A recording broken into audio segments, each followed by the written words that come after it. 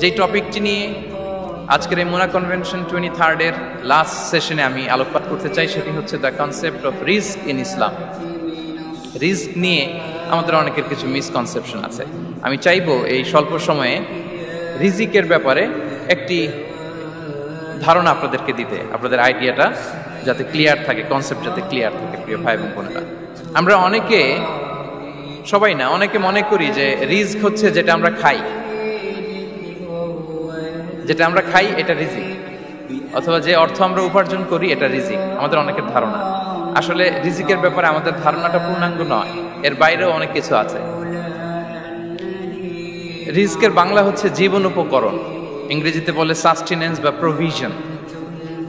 অর্থাৎ জীবন পরিচালনায় একটা মানুষের যা যা লাগে তা সবই রিস্ক। শুধু আমরা যেটা খাই, যেটা উপার্জন করি, শুধু এতটুকুই রিস্ক নয়।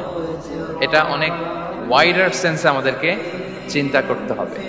আমরা আমাদের পুরো জীবন জুড়ে যা পাই, যা খাই, যা অর্জন করি, যেটা লাভে ধন্য হই, সবটাই রিস্ক। আমরা অনেকে যে বুঝি যেটা আমরা খাই, যেটা উপার্জন করি এটা রিস্ক, এটা যে একেবারেই রিস্ক নয় সেটা নয়, তবে এটা আংশিক সত্য, এটাও রিস্ক। অর্থ, খাদ্য, জাগতিক সম্পদ, এটাও রিস্ক, কিন্তু এটা রিস্কের সর্বনিম্ন স্তর। The lower level of provision, the lower level of risk হচ্ছে এই যে খাদ্য, অর্থ, জাগতিক সম্পদ।